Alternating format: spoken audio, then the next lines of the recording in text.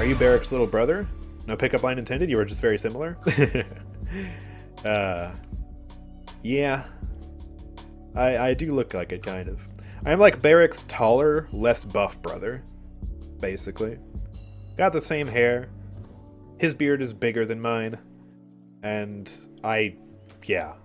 I am not nearly as jacked as Barrick. But yes, basically. It is a weight of between not putting all the blame on your own team and putting it all on you. Sure, you can only change yourself, but in the end you simply cannot win every game because the other team is simply better or your teammates suck. Yeah, exactly. Like if you're playing, and you know that you can be doing better, then yeah, it's okay to say, hey, I messed up, I'm gonna try and learn from this experience and improve. Like, you know, especially if it's on a character you're not comfortable with. Like, you gotta go into it with the mindset of, hey, I might suck. I'm gonna try and learn, okay? Like, if we lose, yeah, it's probably gonna be partially my fault, but that's okay, because it's casuals, and we're just here to get better, right? But if you're doing everything you can and you're still losing, at that point, yeah, you know, it's okay to blame your team a little bit, because sometimes it is genuinely your teammate's fault.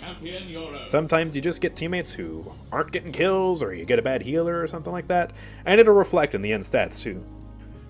Like, it'll reflect, like, you know, if you get, you know, like a Sky player who just gets one kill, you know, I think it's fair enough to blame them for the loss, because they didn't do anything.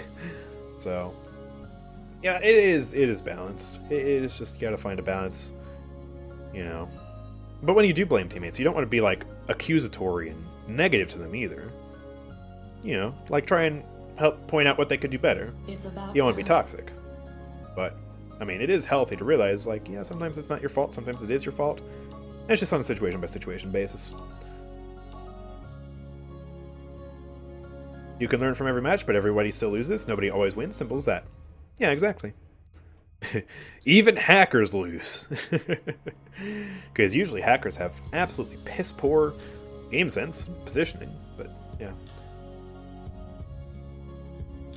Anyways, let's see. What are we even doing here? We're playing Ashe on Frog Isle, which is pretty cool. We got an Octavia, Saris, Tyra, Io, going up against Ray, Koga, Ashe, Nando, and a Willow. Oh, no. Here I was thinking I was going to have a free time on the point. No. Okay.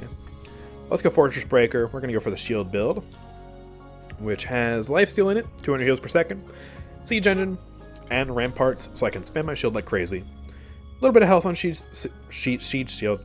I can never say that properly. Siege Shield. Right. It's like both of them have like a noise, but in Siege it's in the back half of the word, and in Shield it's in the front half of the word. I get tongue-tied, okay? I'm bad at speaking. Goodness. Yeah, we're going to go for that.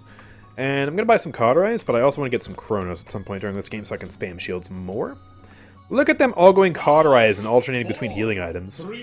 That's actually kind of beautiful. Both tanks going for Rejuve. Kill to heal on Ashe. Veteran on Ray. Life Rip on the Willow. She's going Scorn! Oh boy. We're going to have our work cut out for us with this Willow here.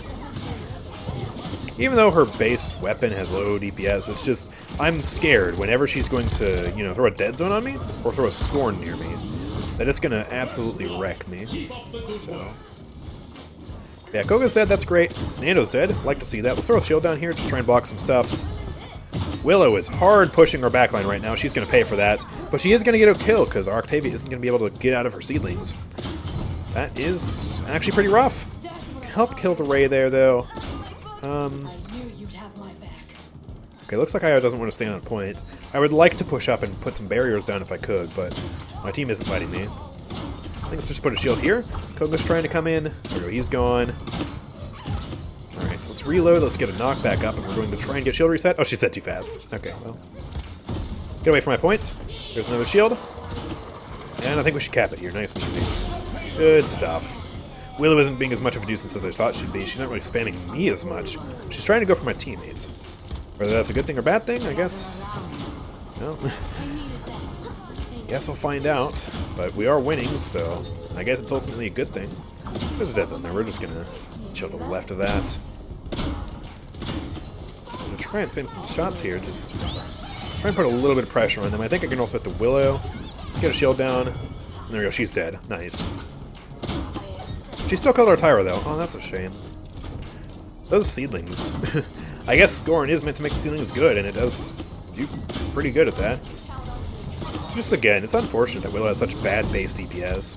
Like, if you go scoring, you're pretty much putting all your eggs into the seedling basket because your damage on everything else is garbage. With Nightshade, you're pretty much exclusively putting all your eggs into the burst combo Nightshade basket. Oh goodness, this is fat right here. Let's kill you. And then with Blast Flower, that's the only one that actually gives you good, reliable damage. But then, you know, your seedling's kind of useless. Your dead zone is just that. It's a dead zone. There's no burst on it. So, it's always good to be critical about your own gameplay, but always blaming yourself only breaks you down and ruins your self-confidence over time, so blame others sometimes. Just do not do it to their face, because it never helps. Yeah. Like, again, if you are going to blame someone, you want to be constructive about it. You don't want to be tearing someone down because they did bad. You want to try and build them up so that next time, they do better. Because with how small a game it is, it's pretty likely that you're probably going to see that person again at some point, and you want them to be good at the game. And you also don't want them to straight up quit the game, because then that'll just contribute to the fact that the game is dying. So, yeah. Like, maybe if they have a bad loadout or something, you could suggest ways to improve it for next time, or suggest ways to improve their positioning, aim, or whatever. So that way, next time they're in a match with you, they're not the reason you lose. Oh gosh, getting knocked off here. Ash, how dare you? Nah, I can't knock her. Two of them are dead though. They lost their healer, they lost their Willow. That's pretty good for our chances of pushing here. See if we can get that Koga. Yep, there we go. Let's just try and beat back the Nando. He's not actually going to contest me here, so we're going to free push it. We just got to be ready for them to come back and fight us. Yep, here's Willow. I want to put pressure on her. She's dead. There we go. And I have another ult as well, which is really good. Oh, I didn't get shield reset though. But yeah, I could use ult here to try and cap if I wanted to. Koga's not going for me though. Wiped our Tyra, but we still have two healers up here. I think I can kill him. Yeah, I was actually going to get that kill. And they're dwindling in at this point. We are going to push it in. There we go. Nice. Andrew, who are your top 5 champions you hate the most? Oh goodness. I hate a lot of champions. I hate Genos. He's a punk. He's a little scrawny wimp. You can imagine if I wasn't trying to keep my streams sort of family friendly, the words that I would use to describe him. Don't really care for Focus Ray, but that's really only one talent. The rest of Ray is pretty chill. Obviously I don't like auto-aim on Leon, but, you know, philosophically, I found a way to justify auto-aim. To the point where I don't hate it as much as I used to. On Leon in particular. On Lex, there's no excuse. But on Leon, the way her auto-aim works is that if you're doing good, you're hitting your shots. If you're hitting your shots, the auto-aim shots would have hit anyways. You know, like if you're doing the shoot Valor combo, for example, the Valor would have hit anyways if your first shot hit. So it's not like it's doing the work for you. You're still aiming. And if you're doing bad and only hitting auto-aim, then you're just losing. So, like, why gripe about it then? Because that Leon isn't the Leons that are annoying. So, I found a way to not hate her as much. It might just be Rima corrupting me to the dark side. I admit, it might be that. Oh gosh, that Nando's one. I can't kill him though. But yeah. Io though, I don't necessarily hate Io, I just hate Luna. Like, does that count as a champion? I don't know. Who else do I hate?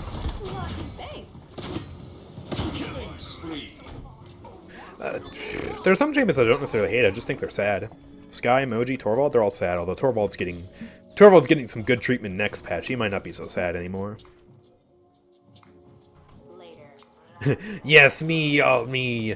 Yeah, she's corrupting me, and I'm corrupting you to the dark side of enjoying Eevee. So, it's great, isn't it?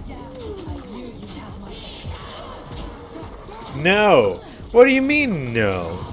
We can rewind the stream and look at the Eevee request that you gave, where you said you actually liked Eevee a little bit.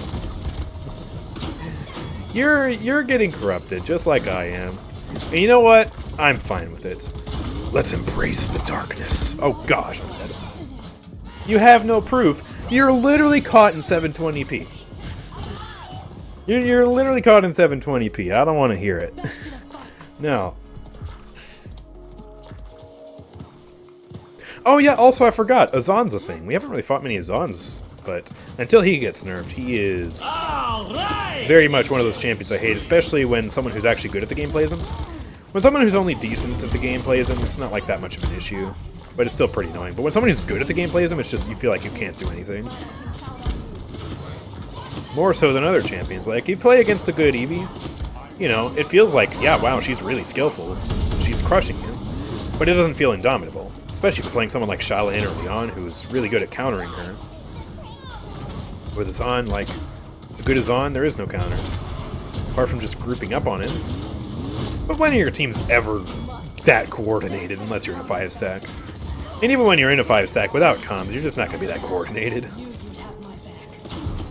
Can you do a game on the PTS of Torvald, please? I did one in my previous PTS streams, but the PTS is dead nowadays, so I'm going to wait until the new patch comes out before I cover him. Because the one game I did play on the PTS on stream, it went kind of poorly. But off stream, I played like 3 matches of Torvald just chilling with my friends, and it was actually like a lot of fun. Like, genuinely, it was the first time I had fun with Torvald in... wow, in years. So, yeah.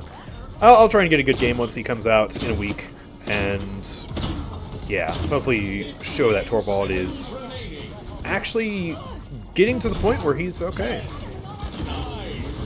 Like, I still wouldn't say he's quite top tier or OP or anything, but I mean, next patch is the best he's felt in a very long time. That's for sure. Also, holy crap, I'm dying. Oh, our healers are gone. I'm not gonna get healed then. Unfortunate. Rima, there's screenshots in the VIP chat. Yes. You can't deny it, Rima. At some point, you'll just have to face reality. Imagine you hit a flying Eevee with Yaggoth's ult and she died. Oh yeah, that's happened to me before. I remember I was on Bazaar. I actually flew behind a wall, but because the walls on Bazaar are janky, she was still able to ult me. And I just got yoinked right out of the air and died. Yeah. I mean, it must feel good for the Yaggoth player, right? Some of the best moments, though, are when you're playing a champion who isn't supposed to be able to hit flying targets very well, and you just kill an Eevee like that. Like, hooking an Eevee out of the air while she's soaring at 1,000,000 miles an hour. That is some great fun.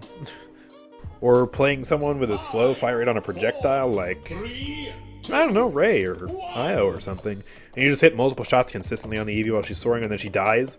Like, those are some of the best moments. Later. Andrew, what do you think of Pip? Oh, he's awesome. Pip is the reason I started playing this game in the first place. He's the first champion I ever saw in Paladins. Saw some closed beta footage of him and I was like, wow, that looks like fun.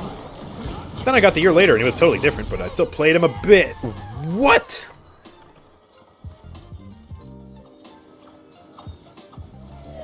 Okay, well, I got wombo comboed. I am dead beyond belief. Okay. Well, goodness. But yeah, Healer Pip's in a good spot. Honestly, I don't think the combat medic change that he's getting next patch is even necessary. Like, the only thing it'll do is make him slightly easier, which I guess is a good thing, but eh. Like, the single biggest thing they could do about Pip to change him and make him better would be just make his head better. Make his head's hitbox smaller. Because it's genuinely annoying playing Pip, and then you just see a Kiness on the team and you're like, welp, guess I'm useless. And it almost makes you want to play Mega Potion, which I think Mega Potion is like the intended talent for if you are going against a team comp where you can't really peak that often. But Mega Potion sucks. Once Cauterize comes into play, your potions are useless. And it's less consistent, so when someone does get out of combat, out of Cauterize, like, yeah, you have those big bursts where you can heal them back up, but it's not like you have something every second where you can just throw a few heals at someone and make them feel a little bit better, so it's just annoying.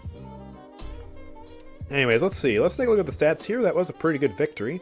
Our damage champions generally just did better than theirs in terms of the kills. Our Saris actually got 11 kills as well. And yeah, all our damage champions were in the double digits. I did pretty good on the damage front. 69,096... oh, 69,961 damage. Reverses, sort of. There's just a 1 there. Eh.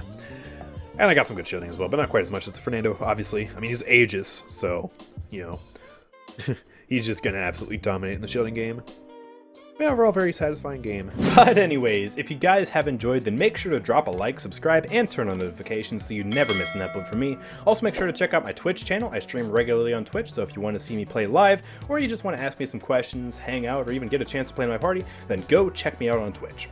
Also make sure to check out my Discord server. We have a wonderful active community of people who play Paladins, so if you want to go make some friends, Discord is the place to be. But anyways, I'll see you guys next time. Peace out.